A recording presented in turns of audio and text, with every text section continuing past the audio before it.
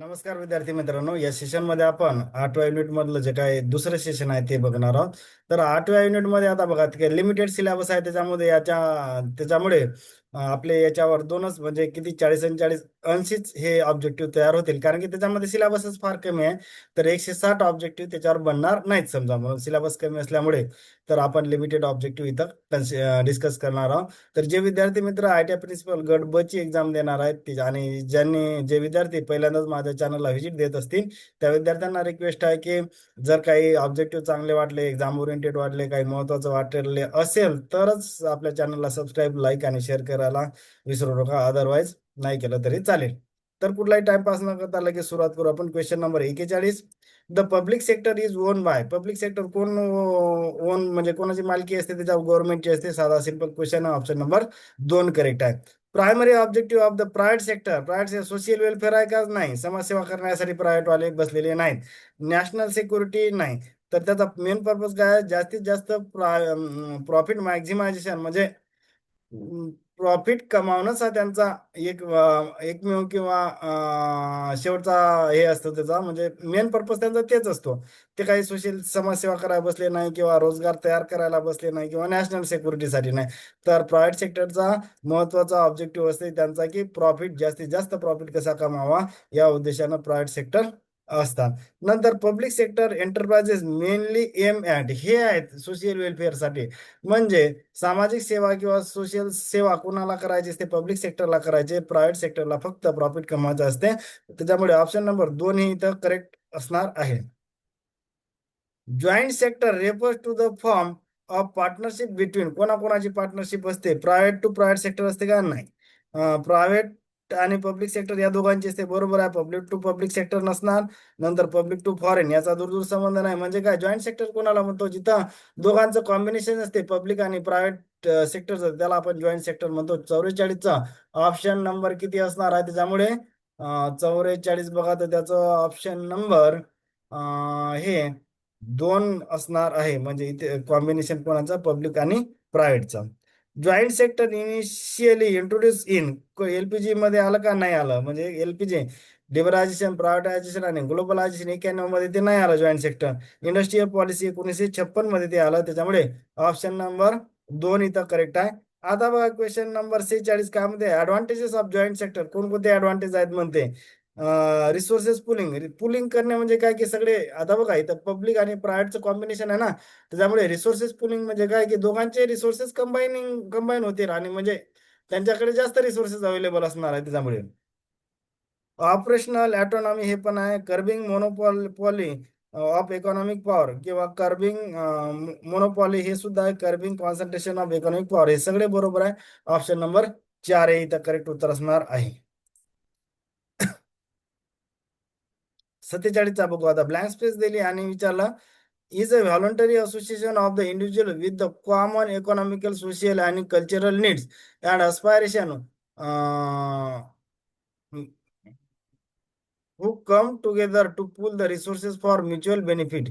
हे WHO पाहिजे इथं, चुकून हे झालं. हू कम टुगेदर असं वाचायचं त्याला. आता 47चं काय येणार आहे? तर त्याला आपण 47ला काय म्हणू की त्याचा ऑप्शन नंबर किती असणार आहे? एक कोऑपरेटिव्ह सेक्शन म्हणतो ना आपण त्याला.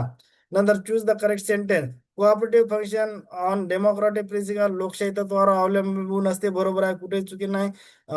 एम्फॅसिस कलेक्टिव्ह ओनरशिप, बरोबर आहे. ओनरशिप तिथे इंडिव्हिज्युअल नसते, कलेक्टिव्ह असते, म्हणून त्याला कोऑपरेटिव्ह सेक्टर म्हणतात. ऑप्शन नंबर 3 ए आणि बी दोन्ही ट्रू आहे तिथं. क्वेश्चन नंबर 49 बघू आपल्याला. Constitutional recognition to the cooperative as per कोणती 97वी घटना दुरुस्ती 2011ला झाली होती, आणि त्याच्यानुसार त्याला कॉन्स्टिट्युशनल म्हणजे घटनात्मक मान्यता आपल्याला कोऑपरेटिव्ह सेक्टरला मिळालेली आहे. 97वी घटना दुरुस्ती 2011. ऑप्शन नंबर 1 इथं करेक्ट असणार आहे. क्वेश्चन नंबर 50 बघा. One member one vote principle in cooperative sector means every member of the cooperative society has equal vote in. कशामध्ये इक्वल व्होट असते? आपण म्हणत नाही का cooperative society one member one vote या प्रिन्सिपलवर चालते. मग वन मेंबर वन व्होट म्हणजेच काय? तर त्याला इक्वल व्होट इन कशामध्ये असते? मनी शेअर मध्ये नाही, तर डिसिजन मेकिंग मध्ये असते. म्हणून ऑप्शन नंबर 2 हे इथं करेक्ट उत्तर असणार आहे. 51 नंबरचा क्वेश्चन बघू आता. Core industries are the basic and fundamental industries of an economy that provide, काय काय प्रोव्हाइड करते, essential raw material to the other industries, बरोबर आहे.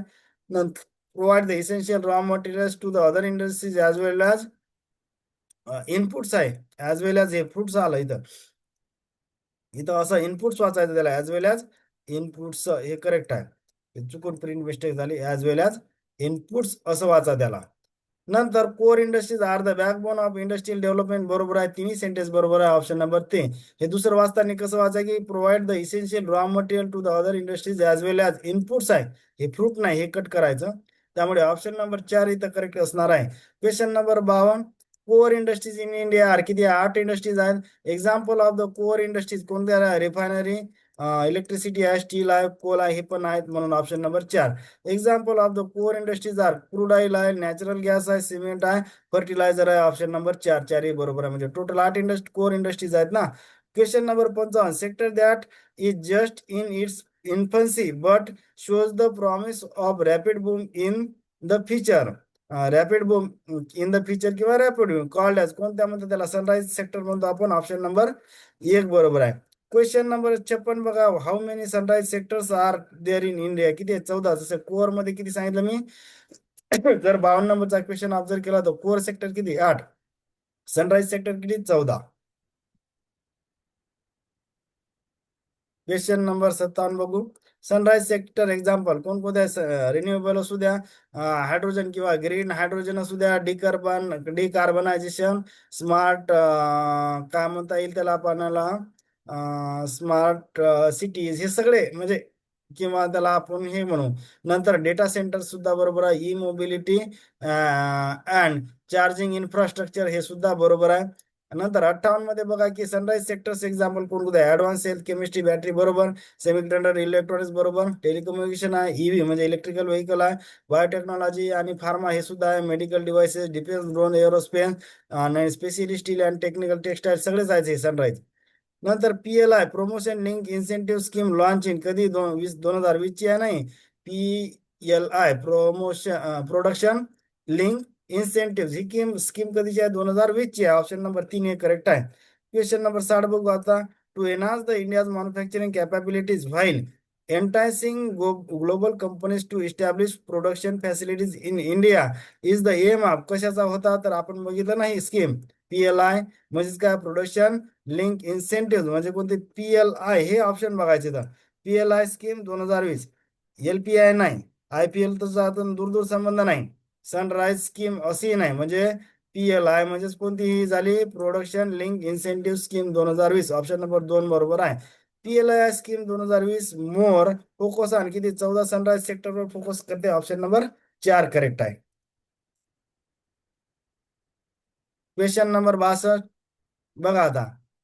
रिकामी जागा दिली आणि refers to an industry or the sector that are decline or facing a reduction in demand due to factors like change in consumer preference, outdated technology, त्याला काय म्हणतात, sunset म्हणतात. जर रॅपिड बूम फ्युचर मध्ये असेल तर सनराईज, डुबईत चालले असतील ते किंवा त्याला डिमांड कमी येत असेल तर सनसेट म्हणायचं. Question number 63. Sunset sectors example coal based power generation, हे सुद्धा आता कोल बेस्ड आता कमी प्रमाण चालू आहे ना. आपण आता कशातलं चालू आहे, इलेक्ट्रिकल व्हेकल आलं, हायड्रोजन व्हेकल आला किंवा रिन्युएबल सोर्सेस कडे जास्त वळत आहे. त्यामुळे कोल बेस्ड पॉवर जनरेशन हे सध्या आउटडेटेड. टायपरायटर मॅन्युफॅक्चरिंग हे सुद्धा आउटडेटेड होण्याच्या मार्गावर आहे. ट्रॅडिशनल फिल्म फोटोग्राफी आउटडेटेड होण्या, CD DVD जवळपास आउटडेटेड झालेले आहे. ट्रॅडिशनल लँडलाईन फोन हे सुद्धा आउटडेटेड झालेले आहे, option number 4. Green skill concept introduce by, हे ग्रीन स्किल नावाची कन्सेप्ट कोण इंट्रोड्यूस केली, ILO नाही, युनिडो म्हणजे काय, united nation industrial development organisation यांनी ग्रीन स्किल नावाची कन्सेप्ट इंट्रोड्यूस केलेली आहे. Question number 65. ब्लँक स्पेस दिली, are the knowledge, abilities, values, attitude needed to live, develop and support the sustainable and resource efficient society, त्याला काय म्हणतो आपण, green skill म्हणतो. आता ही ग्रीन स्किल ही डेफिनेशन साधी एक्झाम मध्ये येऊ शकते, एक्झामच्या दृष्टिकोनातून महत्वाची आहे. Question number 66. Choose the correct GVA म्हणजेच काय, gross value added means value of the output minus intermediate consumption, बरोबर. It shows the sector wise economic performance, हे बरोबर. GDP shows the overall economic performance of the country. Sector wise म्हटलं तर G B, overall म्हटलं economic performance तर GDP म्हणायचं. म्हणून option number 4 हे इथं करेक्ट उत्तर असणार आहे. नंतर बघा आता क्वेश्चन नंबर 67 बघू. आता हे एक्झामच्या दृष्टिकोनातून मला महत्वाचा क्वेश्चन वाटतो, जरी तुम्हाला फॅक्च्युअल डेटा वाटते, परंतु त्या टॉपिक मध्ये अशा म्हणजे लिमिटेड टॉपिक आहे या युनिट 8 मध्ये सेक्टर वाईज सेक्टरल डेव्हलपमेंट, त्यामुळे हे सगळं आपण लक्षात घेणं गरजेचं आहे. बघा आता काय, याच पर 2024-25 sectoral composition choose correct. Nominal G B financial, real estate आणि प्रोफेशनल याचा किती आहे? 24% आहे. Agriculture, livestock, forestry, fishing 18%, trade, hotel, transportation 17% आहे. नंतर public administration, defence and other services 15 आहे.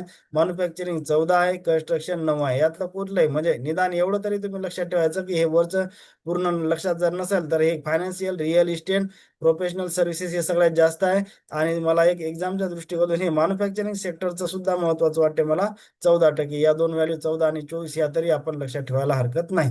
क्वेश्चन नंबर याचा option number 4. National manufacturing policy कधी आली? 2011ला आलेली आहे. Option number 3. As per the manufacturing policy 2011 to increase the sector share of the manufacturing in GDP at least किती टक्के आहे? ते 25% आहे ना.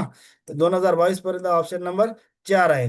याच per 2011 manufacturing policy to create the additional job by 2025 किती? 100 मिलियन ऍडिशनल जॉब करायचे आहे. त्यामुळे ऑप्शन नंबर 1 हे इथं करेक्ट उत्तर असणार आहे.